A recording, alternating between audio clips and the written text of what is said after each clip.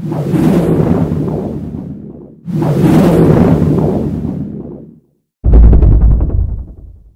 titles.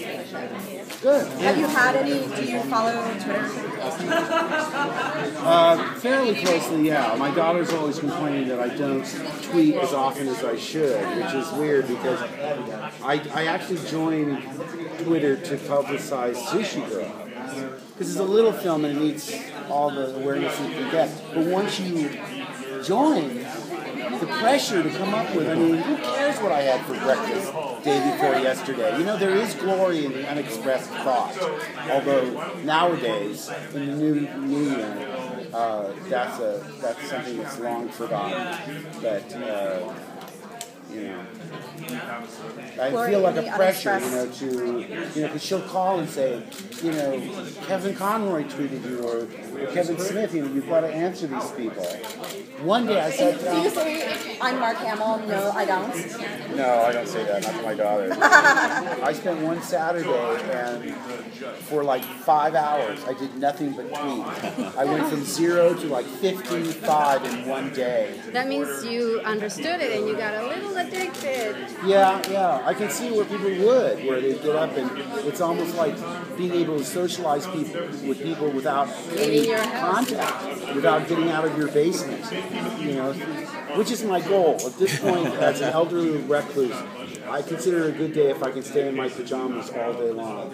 Well, like a mental patient. Have you thought more of doing just a straight podcast like Kevin Smith wanted you to do? Yeah, I mean, that's the thing. I mean, part of the reason I wasn't able to really tell everyone about what the specifics are is that what you're saying. I said, to me, I'd rather do a podcast where you can't see me.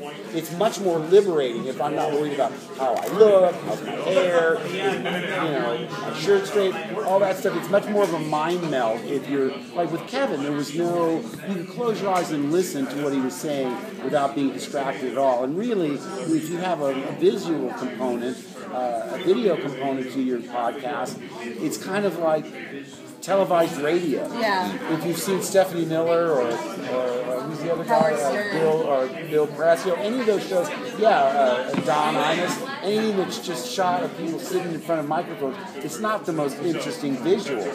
We don't have the budget to go and take a show and then insert clips and do all that stuff. So, I mean, I think they think I'm kind of a pain in the ass because I'm not ready to say, they put a proposal in front of you and I'm not sure, let's do a few and see how they go. I'm not ready to sign for 3 years or whatever, because I have a constant struggle between wanting to run with something that I find interesting and creative or just completely disappear from the public view, I mean, I discovered that about myself, like when you go to Broadway and no one knows you're there except if they're living in the tri-state area. People in California don't know you're on Broadway. They have no idea. So in a way, I really have dropped off the radar screen, and it's healthy for me to understand that I don't crave the limelight like I did when I was a kid as much, I mean, I do love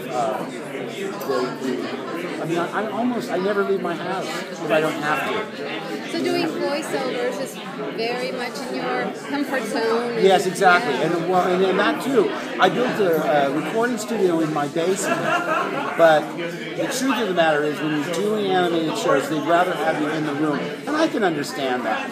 So, I mean, I have to deal with driving to the studio. I hate getting there, but I love being there. And I have, I guess, 4 shows running now. Metalocalypse, regular show.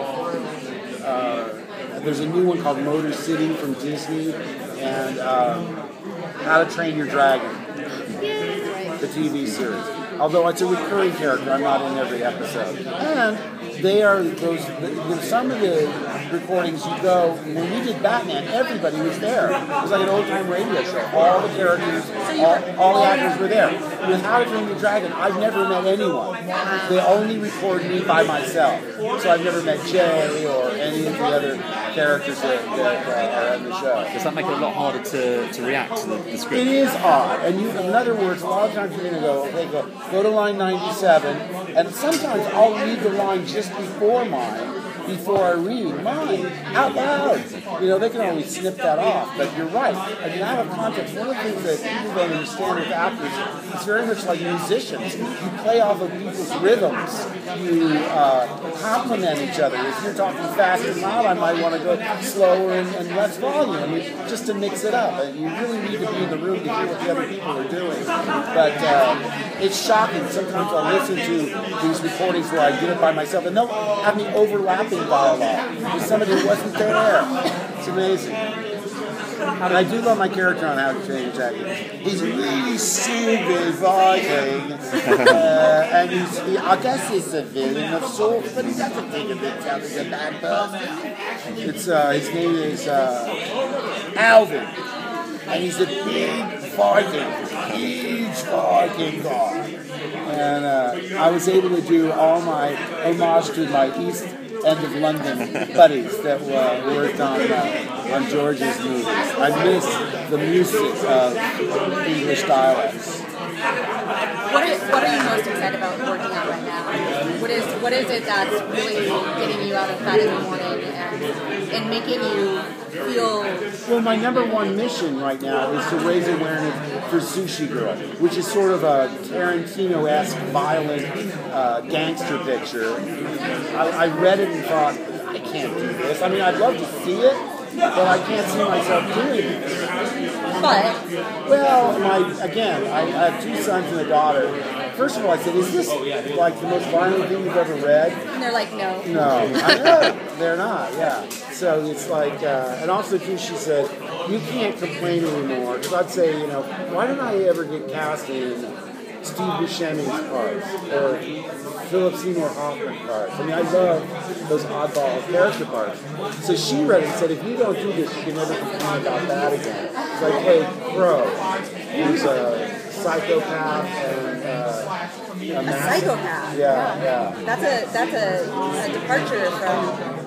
Well, you know what I said, though? I said, why did you think of me for this part? And they said, because of the Joker. I thought, if you can do insane in cartoons, then maybe you can do crazy on camera. And it turned out to be a really wonderful experience. Because I should know better. I worked with Linda Blair about a year after she did Exorcist. And I said, was it really scary on the set? And she said, no. I mean, I was on the bed. It felt like a ride at Disneyland. I was in the makeup. I couldn't see myself. They didn't have all the sound effects dubbed in. And I should know better than that.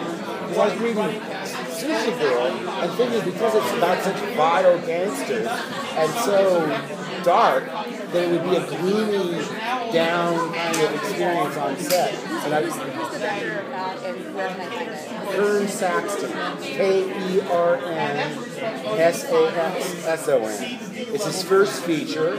It's coming out from Magnolia Entertainment early next year. And that's all I know right now. But you can go online and see trailers and stuff. I'm gonna do that because I need to, I have you in my head as the first time I saw you in 1977. I would like to see that. Well, it's unrecognizable, which is really great when you're doing a character role. If you can look in the mirror and you don't see yourself at all, then you can disappear into that person and not take responsibility for your behavior. So I have shoulder length, blonde, really Kurt Cobain on a really bad hair day, and horn-rimmed glasses, and clothing that I would never wear in real life. So visually, I said I knew I wanted to do something that was visually arresting, and that's what we came to. I mean, after a lot of back and forth between the directors and the producers and myself. And like I say, we wound up having such a grand time, laughing a lot. The cast is great. It's Tony Todd and Noah Hathaway, Andy McKenzie, James Duvall, David Dastmalchian. And like I say, when you get down to business, you have to be serious about what you're doing.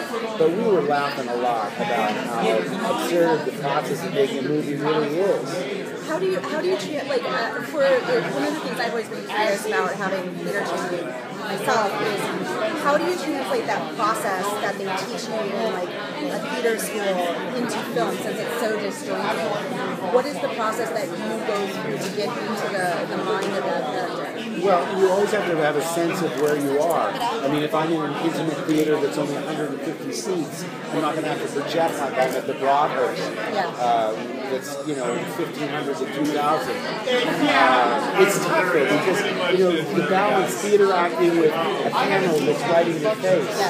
A lot of times with film, you have to just think your thoughts and they come across, whereas theater is much more full body acting, where you really try and get as much as you can out of the audience with everything you've got, vocally, physically. You're right. Everything is a specialized assignment, and that goes to even voiceover. How did you get involved in the Stan Lee's World of Heroes project? Did they call you up and? One of the producers at Sushi Girl introduced me to somebody from Boogaroo, and I had a meeting with them. I'm sort of exasperating to them because I'm constantly evolving in terms of what it is. Right. How can I be different from everybody else that was on that panel? Because I am a real fan myself, but I don't want to be repetitive or do the same thing over and over. That motivates me a lot. I mean, I love the challenge. I remember when I did a Broadway musical, I'd never done that before. And it was a huge challenge to keep up with those people that had done 15 musicals. So anything that pushes me out of my comfort zone is a challenge to me. And with the podcast, like I say, it was just an opportunity to really stay in touch. It's like having a conversation, inviting 1 million people into your living room, which is wonderful. It's a lot easier than sitting down and answering fan mail or even emails. To be able to talk into a little device and have everybody hear us. Right there. Is that right? What's your... Bleedingcool.com. Bleeding Cool? Bleeding Cool. Oh, Bleeding Cool. Okay. Well, I'll have to check that out. We're moving. Thank you, Mark.